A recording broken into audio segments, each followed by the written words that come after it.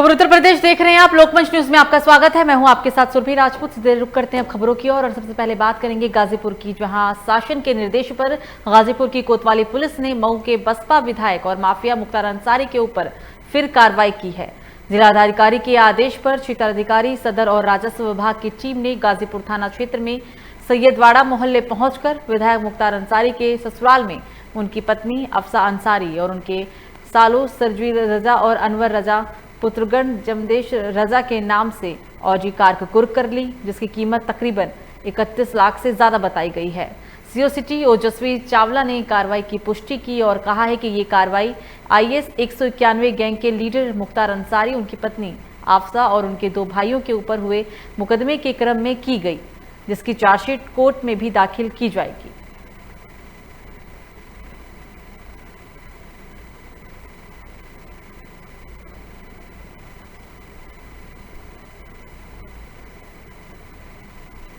ये जिलाधिकारी गाजीपुर के आदेश के क्रम में आज गैंगस्टर एक्ट की धारा 14 के अंतर्गत अफसा अंसारी पत्नी मुख्तार अंसारी व सरजील रजा और अनवर शहजाद पुत्र जमशेद रजा इनकी एक ऑडी कार को आज कुर्क किया गया है।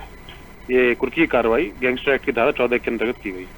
ऑडी कार इसकी लगभग इसका मूल्य 31 लाख रुपए है और ये जो गैंगस्टर एक्ट का मुकदमा दर्ज हुआ था जिसमें चार्जशीट लगकर दाखिल हो चुकी है कोर्ट में, उसमें ही ये 14 की कार्रवाई आगे की गई। तो अलीगढ़ के थाना हरदुआगंज इलाके के ताला नगरी स्थित गोल्फ इंटरप्राइजेज नाम की एक हार्डवेयर फैक्ट्री में मशीन पर काम करते वक्त जलाली निवासी नफीस हैदर नाम के मजदूर की बुधवार को हादसे में मौत हो गई है। मृतक के परिजनों का आरोप है कि फैक्ट्री स्वामी नवीन ब्रिजवासी ने फैक्ट्री के अंदर हुए हादसे को रोड एक्सीडेंट बताकर पुलिस द्वारा मामला रफा दफा किया गया, जबकि फैक्ट्री के अंदर हादसे के साक्ष्य मौजूद है।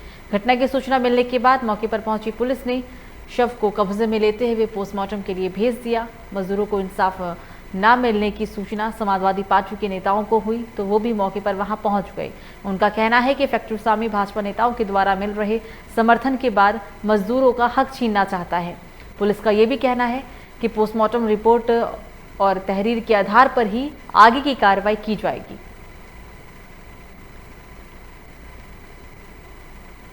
पूरा मामला आपको अलीगढ़ से बता रहे हैं। एक मजदूर की फैक्ट्री के अंदर मौत हुई है, लेकिन आरोप है कि फैक्ट्री मालिक इस पूरे हादसे को एक्सीडेंटल करार दे रहा है।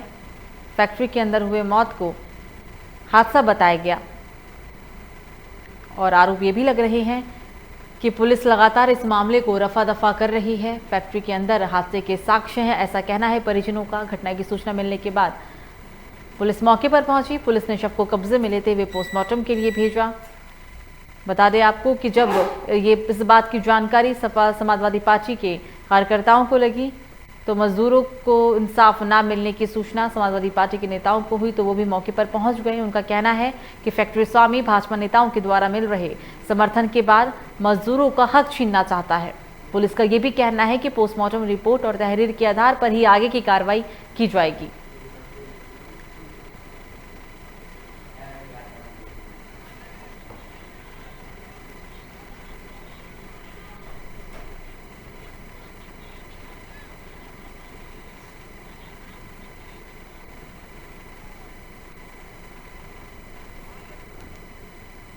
अगली खबर भी अलीगढ़ से ही है, जहां बन्ना देवी इलाके की सूतमिली चौराहे के निकट उस वक्त हड़कंप मच गया जब ईंट उद्योग कारोबारी के घर के अंदर नवविवाहिता का शव फांसी के फंदे से झूलता हुआ मिला।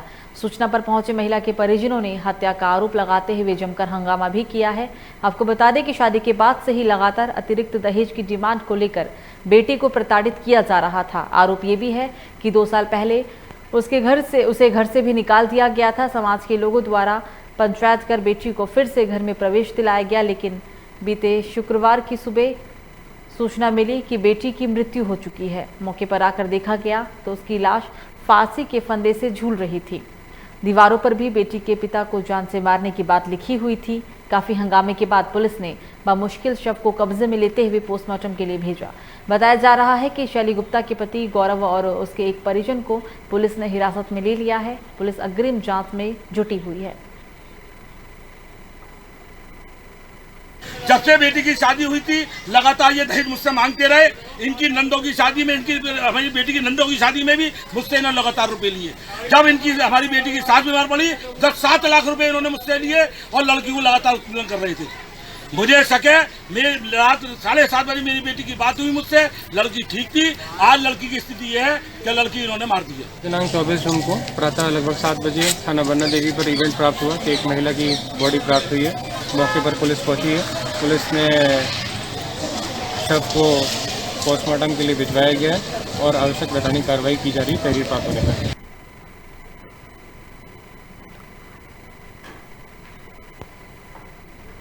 तो केंद्रीय मंत्री स्मृति ईरानी ने संसदीय क्षेत्र अमेठी से अजीबोगरीब मामला सामने आया है। जो यहाँ आपको बता दें कि ये मामला अमेठी कस्बा के तहसील से सामने रानी मार्केट के पास देखा गया, जहां एक दुकान के सामने खड़ी एक बाइक में से एक युवक बोतल में पेट्रोल निकाल रहा था। तभी कुछ लोगों के द्वारा उसे पकड़ लिया गया। पहले तो उसने बताया कि ये बाइक मेरे रिश्तेदार की है, लेकिन इतने में बाइक का मालिक आ गया और उसने पेट्रोल चोर झूठ का पर्दाफाश भी हो गया। फिर वो बहाने बनाने लगा, मेरी माँ की तबीयत खराब है ये कह रहा था और इसलिए ही वो पेट्रोल भी निकाल रहा था। बताया जा रहा है कि 1 लीटर पेट्रोल 100 रुपये में बिक जाएगा, ये कहना था उसका। फिलहाल वहां उपस्थित दुकानदारों ने अमेठी कोतवाली से पुलिस बुलाकर पुलिस के हवाले कर दिया।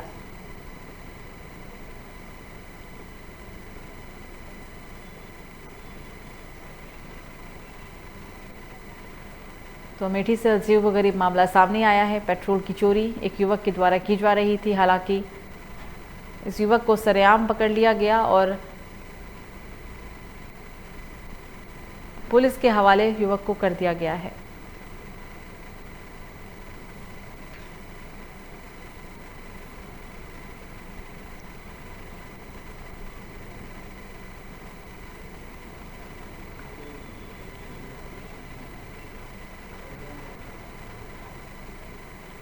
पूरा मामला अमेठी से बता रहे हैं। अजीबोगरीब ये मामला है क्योंकि अमेठी कस्बा के तहसील के सामने रानी मार्केट के पास एक बाइक खड़ी थी और इस बाइक से युवक पेट्रोल निकाल रहा था। लेकिन जब इस बात की जानकारी लोगों को मिली, जब लोगों ने देखा तो युवक को पकड़ा। युवक का कहना है कि ये उस बाइक उसके रिश्तेदार की है, लेकिन तभी बाइक का मालिक आ गया और बाइक के मालिक के आते ही उस युवक के झूठ का पर्दाफाश भी हो गया। फिर वो बहाने बनाने लग गया। उसका कहना है कि उसकी माँ की तबीयत खराब है इसलिए वो पेट्रोल निकाल रहा है।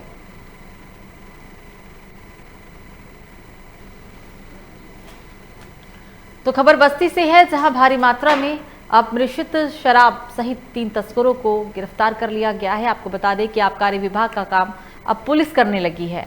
आबकारी विभाग शराब पर रोक नहीं लगा पा रहा है। पुलिस के हत्थे चढ़े 3 अवैध शराब कारोबारी में 8 जरकिन में 160 लीटर अवैध शराब को बरामद किया गया।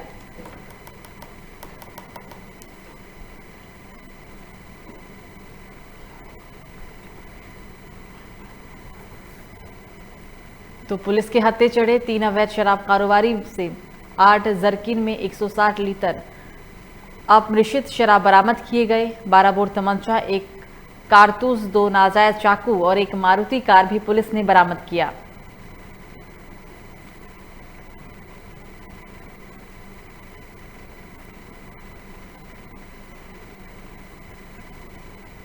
मौके से 3 अभियुक्तों को पकड़ा गया है, जिनके नाम राम सुभावन, सूरज सोनकर और त्रिभुवन है। राम सुभावन के पास से एक अदद 12 बोर का तमंचा और 1 कारतूस और सूरज और त्रिभुवन के पास से एक अदद चाकू बरामद किया गया है। इस संबंध में थाना पैकोरिया पर समुचित धाराओं में अभियोग पंजीकृत कर अग्रेतर वैधानिक कार्रवाई करते हुए अभियुक्तों को जेल भेजा जा चुका है। तो मुख्यमंत्री योगी आदित्यनाथ ने कालीन उद्योग को बढ़ावा देने के लिए 1 डिस्ट्रिक्ट 1 प्रोडक्ट योजना के तहत भदोही में वूल यॉन प्रोसेसिंग फैसिलिटी सेंटर का ऑनलाइन शिलान्यास किया। ये योजना लगभग 9 करोड़ की लागत से स्थापित की जा रही है। इससे अब भदोही जिले में ही कालीन में लगने वाले आधुनिक मशीनों के माध्यम से बनाए जाएंगे और उद्यमियों को आसानी से मूल भी मिल सकेगा। ये सेंटर संचालित होने के बाद उद्यमियों को वूल के लिए दूसरे शहरों पर निर्भर नहीं होना पड़ेगा।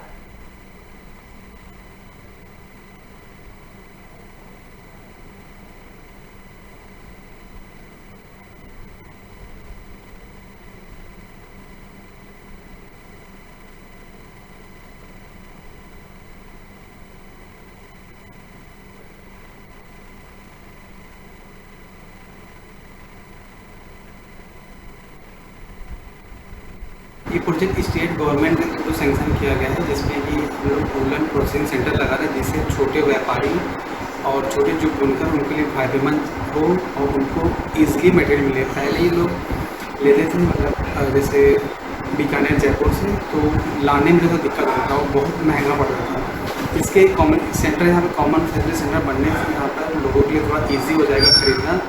ये ODOP स्कीम जो है, one district one product scheme के अंतर्गत एक कॉमन फैसिलिटी सेंटर भदोही में इस्टेब्लिश किया जा रहा है, जो वूल प्रोसेसिंग यूनिट होगा। ये बुनकरों को प्रोसेस्ड ऊन जो है वो बहुत सस्ते रेट्स पर उपलब्ध कराएगी। तो उसी का शिलान्यास, उस यूनिट का शिलान्यास का कार्यक्रम माननीय मुख्यमंत्री जी के कर कमलों से शिलान्यास का कार्यक्रम आज संपन्न। तो चित्रकूट जिले के करवी राजापुर राजमार्ग में रेल पटरी के ऊपर बना ओवरब्रिज महज कुछ सालों में ही जर्जर हो रहा है। ब्रिज में बड़े बड़े गड्ढे और लोहे की सरिया बाहर आने जाने से किसी भी वक्त कोई भी बड़ा हादसा हो सकता है, लेकिन लोग अपनी जान जोखिम में डालकर पुल के ऊपर से निकलने के लिए मजबूर हैं। इस ओवरब्रिज का निर्माण जाम से निजात दिलाने के लिए बनाया गया था, लेकिन इस सुविधा के लिए बना ये ब्रिज अब भ्रष्टाचार की भेंट चढ़ गया। महज कुछ सालों में ही पुल में बड़े बड़े गड्ढे हो गए, जिससे कभी भी कोई बड़ा हादसा यहाँ हो सकता है। ये हालात तब है जब सारे जनप्रतिनिधियों और अधिकारियों की गाड़ियां भी इसी मार्ग से गुजरती है, लेकिन इसके बावजूद ओवरब्रिज की मरम्मत पर ध्यान नहीं दिया जा रहा।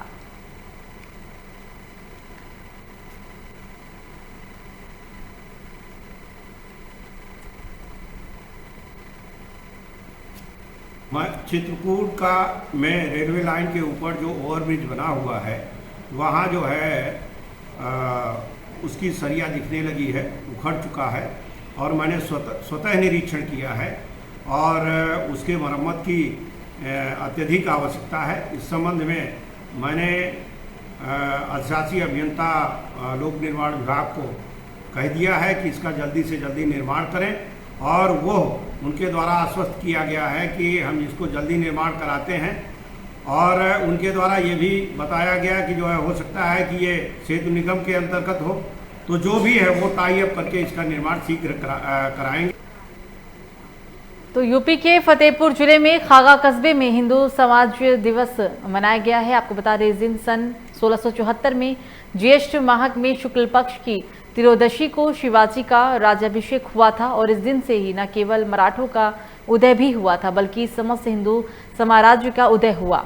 इनके पूर्वजों ने भी हिंदू धर्म को जीवित रखने के लिए अपनी आहुतियां दी। आज भी इनकी वीरता की गाथा सुनाई जाती है। ऐसे में जब 1925 में आरएसएस की स्थापना हुई तो आरएसएस ने विजयी पताका भगवा को चुना, जबकि शिवाजी के राज्याभिषेक दिन हिंदू साम्राज्य दिवस मनाने की घोषणा की गई।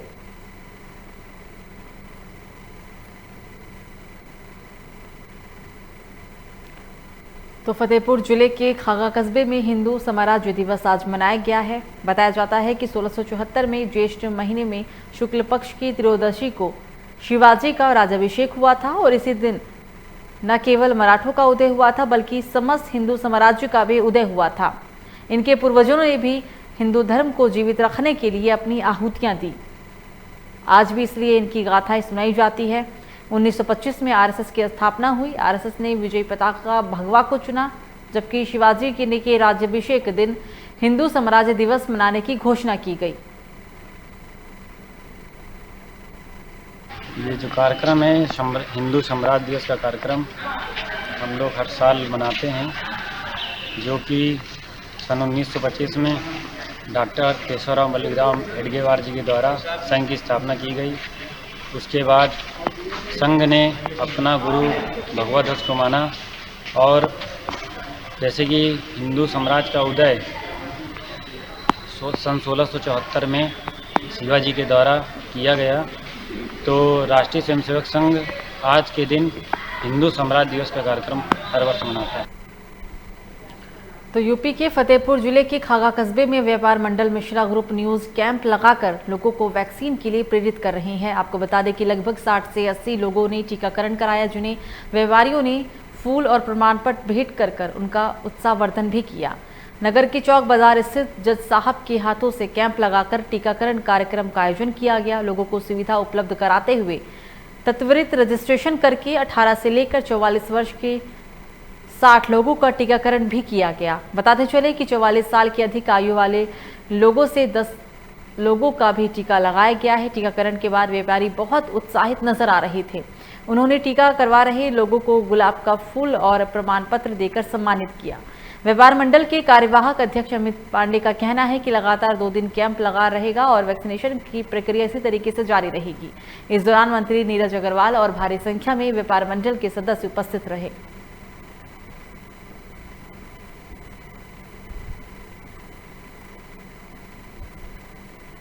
एक कैंप हम लोगों ने जो है पिछले बृहस्पतिवार को लगवाए थे, जो कि काफ़ी सफल रहा। उस दिन हालांकि केवल 60 लोगों को लग पाया था, जबकि लगभग 150 लोगों का टारगेट था। लेकिन उस दिन स्टाफ की कमी होने की वजह से और वैक्सीन समय से न मिल पाने की वजह से 2 बजे से कैंप चालू हुआ था, जिस वजह से उस दिन 60 लोगों को लग पाई थी वैक्सीन। आज उसी के फलस्वरूप जो है आज मतलब 23 तारीख और 24 तारीख 2 दिन कैंप चलाया जाएगा, जिसमें कि लगभग आज जो है लगभग 50 लोगों को लग चुकी है वैक्सीन। ये मान लीजिए कि लगभग 100 लोगों की लगने की संभावना। तो गाजियाबाद में पुलिस लाइन के पास प्रतापनगर कॉलोनी के रास्ते को पुलिस ने बैरिकेडिंग लगाकर बंद कर दिया है। पुलिस ने जिस रास्ते को बंद किया है उस रास्ते को खोलने की मांग करते हुए कॉलोनी के लोग धरने पर बैठे हुए हैं। प्रतापनगर कॉलोनी के निवासी पुलिस लाइन धरने पर बैठे हुए हैं। कॉलोनी के लोगों ने कहा है कि प्रतापनगर कॉलोनी पुलिस लाइन बनने से पहले बनाई गई थी। पुलिस वालों ने कोरोना का बहाना बताकर कॉलोनी के रास्ते को बैरिकेडिंग करके बंद कर दिया था। कॉलोनी के लोगों ने रास्ता खोलने के लिए बोला, लेकिन रास्ता नहीं खोला गया। कॉलोनी के लोगों का ये भी कहना है कि जब तक रास्ता नहीं खोला जाएगा तब तक धरना प्रदर्शन ऐसे ही जारी रहेगा।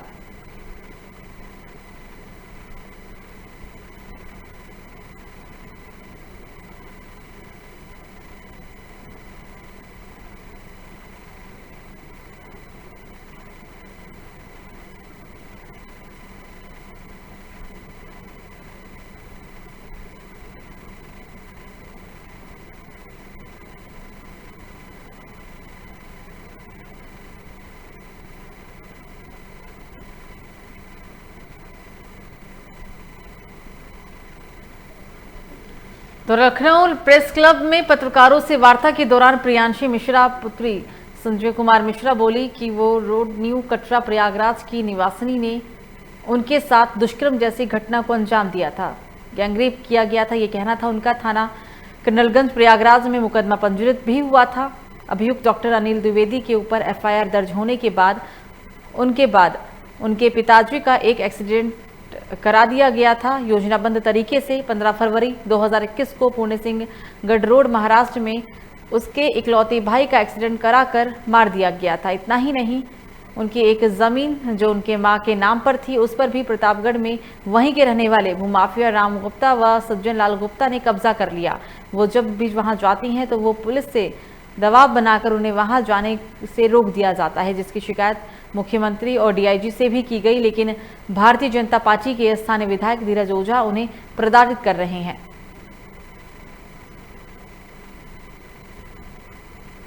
सर, मेरे साथ गैंगरेप जनपद प्रयागराज में हुआ है।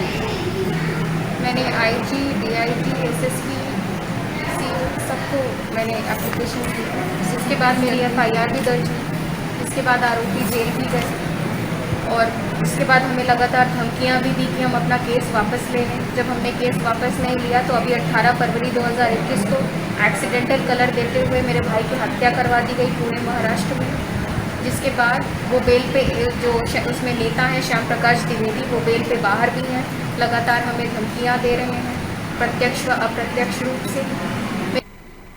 तो मेरठ में सोशल मीडिया पर कुछ तस्वीरें वायरल हो रही है, जिसमें पुलिसकर्मी 2 महीने के बच्चे को क्रूरता से उठा कर ले जा रहे हैं। मामला मेरठ के बेगमपुल का बताया जा रहा है, जहां एक झगड़ा हुआ था जिसके बीच बच्चे को पुलिस वाला क्रूरता से उठाए हुए नजर आ रहा है। तस्वीरें वायरल होने के बाद पुलिस अधिकारियों ने जांच करने की बात कही। पुलिस अधिकारियों का कहना है कि 2 पक्षों में झगड़ा हो रहा था, जिसमें एक पक्ष का छोटा बच्चा वहां रह गया था, जिसको वो पुलिसकर्मी उठाकर वहां से ले जा रहा है ताकि उसको कोई चोट ना लग सके, लेकिन इस तस्वीर को गलत तरीके से पेश किया गया। इस पूरे मामले की जानकारी कर जांच की जाएगी। दरअसल मामला बीते दिन का ही है, जहां थाना लालकुर्ती क्षेत्र के बेगमपुर पर कुछ युवक शराब पीकर हंगामा कर रहे थे, जिसकी सूचना पास के मौजूदा ट्रैफिक पुलिसकर्मी को मिली। सूचना मिलने पर ट्रैफिक पुलिसकर्मी एक होमगार्ड के साथ मौके पर पहुंचे और शराब पीकर हंगामा कर रहे युवक को काबू करने की कोशिश करने लगे। इस बीच युवक और उसके साथ में मौजूदा महिलाओं ने ट्रैफिक पुलिसकर्मी और होमगार्ड को मारना पीटना शुरू कर दिया।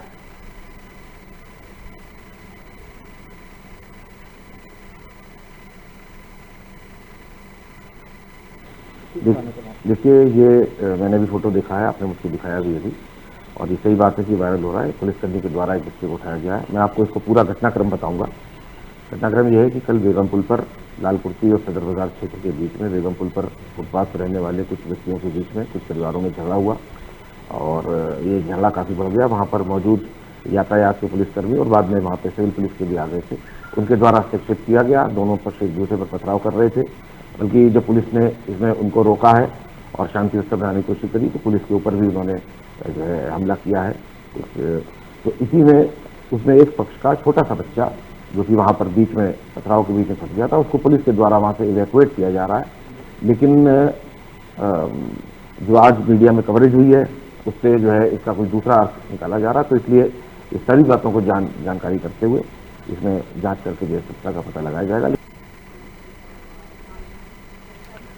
यूपी के मिर्जापुर में गांव में लगे हैंडपंप का प्रदूषित पानी पीने से बीमार 2 लोग की मौत हो गई है और 5 लोगों का स्थानीय सामुदायिक स्वास्थ्य केंद्र में इलाज चल रहा है। घटना मडिहान तहसील के राजगढ़ इलाके के ददरा गांव का है, जहां पर गांव में लगे हैंडपंप का पानी पीने से ग्रामीण लगातार डायरिया से बीमार पड़ रहे हैं। लेकिन स्थिति तब गंभीर हो गई जब इस बीमारी की वजह से बुजुर्ग महिला भगतरा देवी और 3 साल की लड़की आसमा की जान चली गई।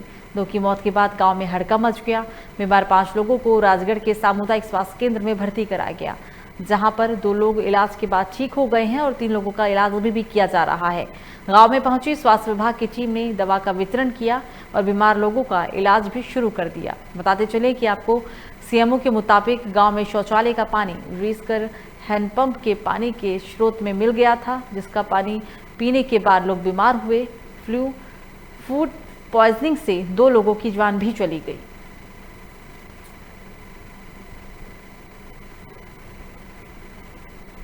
वहाँ जो है कुछ लोग ग्रुप में बीमार हो गए और बाद में हमारी जो टीम गई वहाँ पे, जो स्वास्थ्य विभाग की टीम गई उसको निरीक्षण करने के लिए, तो उसने पाया कि वहाँ पे एक जगह ऐसा था जहाँ की शौचालय से जुड़ गया था वो, और वहाँ का पानी बगल के हैंडपाइप को प्रदूषित कर रहा था, उसमें रिस के संभवतः जा रहा था और उसी पानी को पीने वाले बहुत सारे लोग जो है बीमार पड़ गए।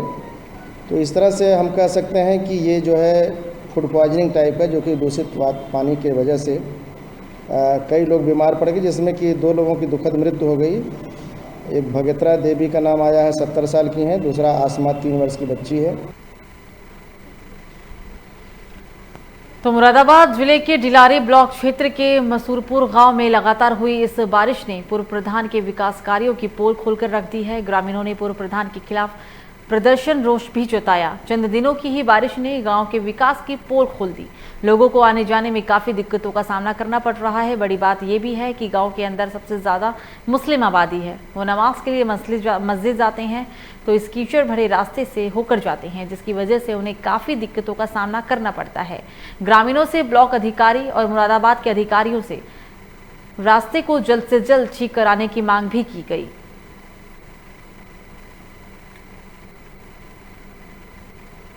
परेशानी ये है कि हम ज़्यादा परेशानी इस रास्ते से हो गए। इस वाले रास्ते से हमें लगभग 10 साल हो गए जी। गोरों का चारा पारा लाते हैं, इतने पानी में आते हैं हम जी। हमारे हाथ पैर खरुए आ जाते हैं जी। हम ये चाहते हैं कि ये हमारा रास्ता बन जाए। पुराने प्रधान ने हमारा रास्ता नहीं बनाया। अच्छा, इसकी शिकायत आपने कभी की सकी? हमने हाँ पुराने प्रधान से बोर्ड भी इलेक्शन भी लड़ाया है, सब काम दिए हैं जी। उसके साथ रहे हैं, उसने हमें जो है ये रास्ता हमें बना के उसने नहीं दिया है। परेशानी इस रास्ते की है, पहले प्रधान से गई तो उसने हो गया सीमेंट टाइट हो गया, वो हो गया, कुछ भी ना करके दिया। पल्ले लेके गिर रहे हैं हम, तो कहीं कुछ जामे तब भी गिर जाओ, पाँव हमारे लंगड़े हो गए। अच्छा, इसकी शिकायत कभी की सकी नहीं आपने रास्ते को लेकर के? भाई हमने प्रधान से मैं रास्ता करवा दो, क्या जवाब मिला? सुन के ही न दी। हो गया मैं कहाँ हो गया देखो तो सही। अच्छा अब आप क्या चाहती हो? हम तो क्या चाहते हैं बस पक्का हो जाए। जी हालत बहुत ख़राब है, मेरे पास भी लोगों की शिकायत आई है, लेकिन मेरी नई प्रधानी है वर्तमान जो है वो हुई है हमारी, जीते हैं। अभी हमारे खाते में कोई धनराशि नहीं आई है। अगर हमारे खाते में धनराशि आएगी तो सबसे ज़्यादा विकास का काम रास्तों का ही किया जाएगा, क्योंकि बहुत बड़ी समस्या है। जिस सरकार से हम ये अपील करना चाह रहे हैं, ग्राम पंचायत मंसूरपुर में ज़्यादा से ज़्यादा धनराशि विकास के लिए डाली जाए। जब हमारे जो भी पैसा विकास के लिए आएगा सारे का सारा ईमानदारी के साथ लगाया जाएगा। और मैं चाहता हूँ जो रास्ते ख़राब हैं बिल्कुल सारे रास्ते सही होने चाहिए, इससे बीमारी बहुत, गंदगी बहुत फैल रही है। तो मुरादाबाद जिले की थाना सिविल लाइन इलाके के जिला अस्पताल के अंदर उस वक्त हड़कंप मच गया जब कुछ युवकों ने एक युवक के साथ मारपीट कर दी। मिली जानकारी के मुताबिक महिला किसी युवक के साथ मुरादाबाद के सरकारी अस्पताल परिसर में बैठी हुई थी। जैसे ही इस बात की सूचना महिला के परिजनों को मिली तो महिला के परिजन अस्पताल पहुंचे और महिला को दूसरे युवक के साथ देखकर युवक के साथ मारपीट करने लगे। मौजूद किसी शख्स ने वीडियो बनाकर सोशल मीडिया पर वायरल कर दिया। ये वायरल वीडियो मुरादाबाद के जिला सरकारी अस्पताल के परिसर का बताया गया। आप वीडियो में साफ तौर पर देख सकते हैं कि किस तरह से कुछ युवक एक युवक को बुरी तरीके से पीटते हुए नजर आ रहे हैं।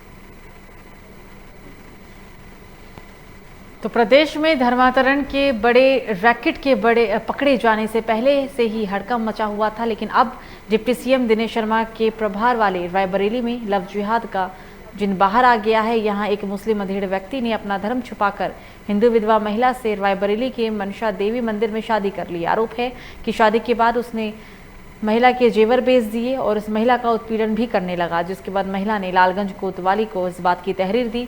पुलिस ने अभियुक्त को गिरफ्तार कर लिया है।